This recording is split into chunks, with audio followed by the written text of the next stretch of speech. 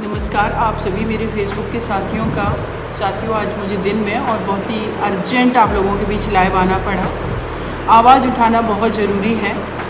हम आए दिन देखते रहते हैं कि हमारे देश के अंदर बेटियों और स्पेशली बच्चियों के साथ जो अपराध हो रहे हैं वो नहीं रुक रहे हैं। और जितने भी मेरे साथी जुड़े हमसे मेरे हाथ जोड़ करके अनुरोध है, इसको लाइव को शेयर ज़रूर करें। उत्तर प्रदेश राज्य के ज़िला सीतापुर के जो राम कला जगह है, PS राम कला जो है, मैं बताती हूँ, रामपुर कला थाना जो है रामपुर कला के अंतर्गत कल एक क्राइम किया गया। गांव है नसीरपुर। क्राइम क्या किया गया? 12 साल से छोटी बच्ची के साथ रेप करके उसके मुंह में चारे वाला भूसा भर के उसको जान से मार दिया। पुलिस क्राइम को नहीं रोक पा रही है, इन्वेस्टिगेशन करती है। जब अपराध हो जाते हैं उसके बाद वो जांच पड़ताल करती है किसने क्या किया। लेकिन हम अपनी बेटियों को सुरक्षित कैसे करें, इस पर बात करना बहुत ज़रूरी है। आज हमारी इस बिटिया के पिताजी से, श्रद्धा मौर्य के पिताजी से जब संपर्क हुआ, हमने पूछा कि कौन कौन सी धाराएँ लगाई गई हैं। परिवार ने बताया है कि रेप किया गया है। जब हमारे उस रामपुर कला थाने के आयो से बात हुई, इस्लाम नाम है उनका, टाइटल उनका, और पूरा उनसे डिस्कशन हुआ मेरा। मैंने उनसे पूछा कि आपने कौन कौन सी धाराएं लगाई, क्या मेडिकल कराया, बॉडी का PM हुआ, पोस्टमार्टम हुआ। पोस्टमार्टम रिपोर्ट में उनका कहना है कि हमने बोर्ड गठित किया था डॉक्टर्स का, और उसने कहा है कि रेप नहीं हुआ, छेड़खानी हुई। साथियों, मैं एक चीज़ बता देना चाहती हूँ कि क्यों हमारे देश में पुलिस हमारी इतनी टेक्निकल नहीं हुई है कि उसको ये नहीं पता है कि 12 साल से कम की बच्ची के साथ अगर रेप की ज़बरदस्ती की गई तो उस पर धारा 376 लगेगी, उसमें पोक्सो एक्ट लगेगा, 302 धारा लगेगी उसमें। मुझे लगता है कि पुलिस को, जैसा मेरा अनुरोध है कि आप लोग शेयर कीजिए आयो से हमारी बात, हम हर किसी से बात करेंगे। और इस जो धारा 376 है, जो कि रेप 300 का पनिशेबल ऑफेंस है, जिसमें दंड की बात करती है हमारी भारतीय दंड संहिता। लेकिन जो धारा 375 है उसमें परिभाषा दी गई है, जिसको बोलते हैं हम डेफिनेशन क्लॉज, कि कोई भी अगर अपराध हुआ है तो वो अपराध अगर इस तरीके से हुआ है तो उस पर ये धाराएं लगेंगी और इन धाराओं में उसको सज़ा दी जाएगी। तो धारा 375 कहती है कि अगर 2013 में जो निर्भया केस के बाद जो कानून आया था तो वो उसमें बदलाव किया गया। पहले था पेनिट्रेशन ज़रूरी है कि मतलब लड़की के साथ, बच्ची के साथ, या जो भी क्राइम होता है उस महिला के साथ पेनिट्रेशन ज़रूरी है, लेकिन उसको अमेंड कर दिया गया।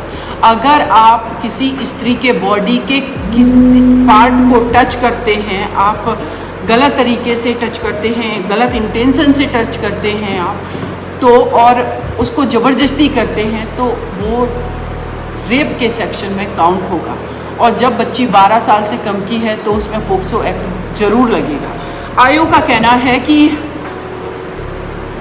जो भी पैनल था उन्होंने ये बताया डॉक्टर्स का कि छेड़खानी की गई लेकिन रेप नहीं किया गया। रेप तब पुष्टि ये लोग कर रहे हैं, अभी भी रेप की पुष्टि, कि या तो सीमन पाया जाए या पेनिट्रेशन, मतलब उस बच्ची के साथ उसके प्राइवेट पार्ट में इंटरनल तरीके से उसको चोटें आए या पेनिट्रेशन हुआ हो, जो कि मुझे लगता है कि हमारे डॉक्टर्स को भी सोचना चाहिए, उनको प्रॉपर 375 सेक्शन पढ़ना चाहिए। ये बहुत ज़रूरी है। ज़्यादातर केसेस में ये जो डिफरेंस है, जो पहले वाली धारा थी, जो परिभाषा थी, और जो वर्तमान में है, उनमें मुझे लग रहा है मेरी पुलिस डिफ्रेंशिएट नहीं कर पा रही है। वो अभी ये क्राइम किया जाता है उसको पुराने धाराओं के अंतर्गत ही उनमें इंटरप्रिटेशन करके, और वो धाराएं नहीं लगाती, 376 नहीं लगाती है। इस केस में ये बहुत ज़्यादा आवश्यक है कि प्रॉपर इन्वेस्टिगेशन हो।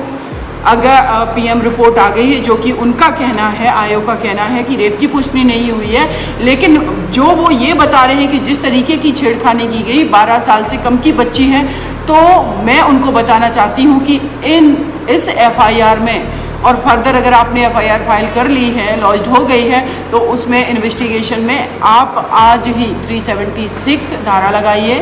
साथ में आप 302 बच्ची का मर्डर कर दिया गया, पोक्सो एक्ट की भी धाराएं लगेंगी। ये सारे सेक्शंस आपको लगाने पड़ेंगे, तभी जा कर के, अदरवाइज आप, क्योंकि पोक्सो एक्ट जो कहता है कि 12 साल से कम की बच्चियों के साथ अगर रेप किया जाता है तो उसमें फांसी की सज़ा का प्रावधान है। लेकिन साथियों, आप सभी लोग मेरे से जुड़े हैं, मुझे पता है बहुत मेरे जो दोस्त हैं वो नमस्कार करें। देखिए, आप सभी लोगों को मैं एक साथ नमस्कार कर रही हूँ, लेकिन मैं फिर हाथ जोड़ करके अनुरोध कर रही हूँ कि इस हमारे लाइव को शेयर कीजिए। मैं दिल्ली में नहीं हूँ, मैं बाहर हूँ, दिल्ली के बाहर हूँ, लेकिन हमारे पास जब खबर आई तो एक as a social responsible person, as a Indian citizen, as a female, हमारी ये जिम्मेदारी बनती है कि हम अपनी उस गुड़िया के लिए खड़े हों। 6 साल की एक मयूर विहार में दिल्ली में बच्ची के साथ रेप किया गया, आज वो ज़िंदगी मौत के बीच हॉस्पिटल में लड़ रही है। हमारी इस गुड़िया को मार दिया गया। कितनी बेटियाँ, ये पुलिस को हमें अब ये नहीं कहना है सरकार को कि आप इन्वेस्टिगेशन सही करिए, हमें ये कहना है कि हमारी बच्चियां मरने से और इन अपराधों से कैसे बचें। हमें इस पर काम करने की ज़रूरत है, हमें प्रिवेंटिव एक्शन लेने की ज़रूरत है, ना कि हम इन्वेस्टिगेशन वाला काम करें। इन्वेस्टिगेशन होते रहते हैं, हम सभी जानते हैं कि किस तरीके से सारी चीज़ें काम करती हैं।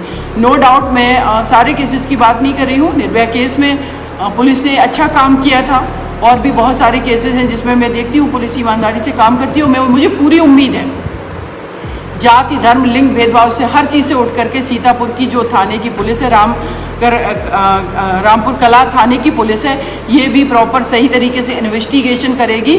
और इसमें जो धारा की मैंने बात की 376 जो कि रेप की धारा है, उसको जोड़ा जाएगा, पोक्सो एक्ट की धारा जोड़ी जाएगी, तभी उस बेटी को के साथ जो अपराध हुआ और जिसने अपराध किया है उसको सज़ा मिल पाएगी। अन्यथा ये कानून की जो बारीकी, जो इंटरप्रिटेशन अगर इस लेवल पे नहीं करके नहीं प्रॉपर धाराएं लगाई जाएंगी तो कोर्ट में जो क्राइम हुआ उस क्राइम की सज़ा आप नहीं दिला सकते हैं, दूसरे अपराध की सज़ा मिलेगी और वो अपराधी कभी छूटेगा, कभी उसको बेल मिलेगी, कभी पैरोल पे छूटेगा, कभी एंट्रीम बेल मिलेगी, ये सारे रिलीफ मिलते रहेंगे।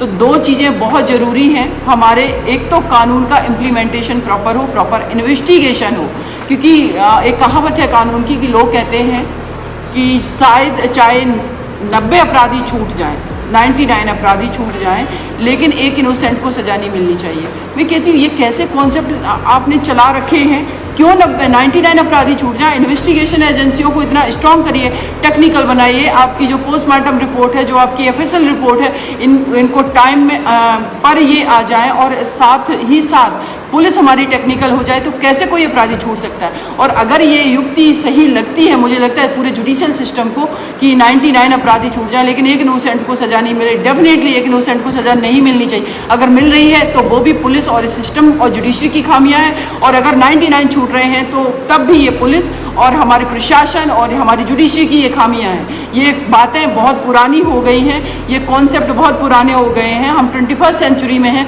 हमारे पास टेक्नोलॉजी है, हमारे पास टैलेंट है, हमारे पास ह्यूमन रिसोर्सेज हैं, हमारे पास किस चीज़ की कमी है जो हम इस तरीके के स्टेटमेंट को फॉलो करके अभी भी एक्चुअल में 99 अपराधियों को छोड़ देते हैं, और वो जा करके देश के लाखों अपराधियों को ये मैसेज देते हैं कि आप क्राइम करेंगे तो हमारे तरीके से ही छूट करके आएंगे। तो आप सभी से मेरा हाथ जोड़ के अनुरोध है, सीतापुर पुलिस को, अगर आप लोग ट्विटर पे हैं, फेसबुक पर हैं, इंस्टाग्राम पर हैं, उनको टैग करिए, उनको मेरा लाइव शेयर कीजिए, आप अपने तरफ से लिखिए, और मैं अभी पोस्ट भी लिखूंगी। उस पोस्ट में सारी डिटेल उस बिटिया के साथ जो क्राइम हुआ है वो उसमें मेंशन करूंगी। और आप लोगों से मैं उम्मीद करती हूं कि अगर हम लोग एकजुट होकर के आवाज़ उठाएंगे, क्योंकि ज़रूरी नहीं कि हम हर केस में हर जगह पहुंच जाएं, लेकिन हमारी पहुंच जहाँ तक है, हम जितना कर पा रहे हैं अपने से कंट्रीब्यूट करें। हम अपने घरों में बैठे हैं, हम कहीं पर भी हैं, 2 मिनट 1 मिनट पोस्ट शेयर करने में या अपनी बात रखने में 5 मिनट कुछ नहीं जाता है। हम कितना भी बड़ा काम कर लें, किसी भी पोजीशन पे चले जाएं, कोई मेरे नज़र में कोई मायने नहीं रखता। अगर आप किसी असहाय, किसी विक्टिम इंसान के साथ खड़े नहीं हो रहे, किसी ज़रूरतमंद का साथ नहीं दे रहे हैं, किसी दुखी इंसान को, किसी पीड़ित इंसान को उसका सहारा नहीं बन रहे, उसकी भावनात्मक, उसको मानसिक रूप से सपोर्ट नहीं कर रहे हैं, तो मुझे लगता है कि हमारा जीवन ही निरर्थक है। तो साथियों, आप लोगों से मेरा अनुरोध है, इस हमारी बिटिया के लिए, सीतापुर की जो बिटिया है, नसीरपुर गांव की बेटी है, उस बेटी के लिए आप लोग खड़े होइए, क्योंकि इन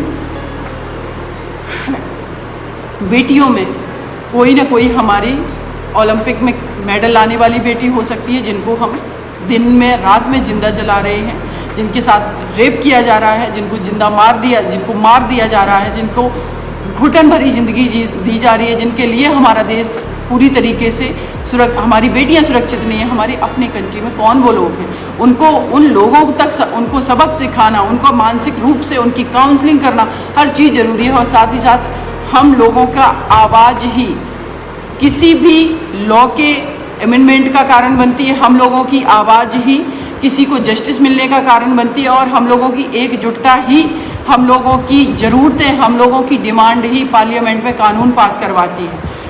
इसीलिए आप सबसे अगेन अनुरोध है, वो इसको शेयर करें हमारे लाइव को, और सभी लोग एकजुट होकर के सीतापुर में जो क्राइम हुआ है, इस बिटिया के लिए आवाज़ उठाइए। जय हिंद, जय भारत साथियों। और अगेन मैं वहाँ के एसपी आयु से हमारी बात हुई है, एसपी या जो भी ऑफिसर्स हैं उन सबसे बात करूँगी, और हम प्रतिबद्ध हैं कि मैं सीतापुर शायद ना जा पाऊँ, लेकिन वहाँ पर जो भी लोकल वकील होगा उसको खड़ा करेंगे। जैसे ललितपुर केस में आप लोगों को याद है, 15 साल की बच्ची के साथ उसको रेप करके उसको जिंदा जला दिया गया था। मुझे 1 महीना लग गया उसमें रेप का सेक्शन ऐड कराने में। 306 का वो आत्महत्या का धारा बना दी गई थी, और जिन लोगों ने अपराध किया था पिछले 1 साल से वो लोग जेल में हैं। गांव के मुखिया प्रधान थे और हस्बैंड वाइफ दोनों जेल में हैं, दोनों ने मिलकर के जलाया था। और मुझे पूरी उम्मीद है, और उस सैल्यूट करती हूँ मैं उस परिवार को, जो ललितपुर की वो बेटी थी, उसका परिवार बहुत ही गरीब परिवार है, और जो अपराधी हैं वो बार बार दबाव डाल रहे, सेटलमेंट कर लो, ये इतना लाख रुपए ले लो, इतना ले लो।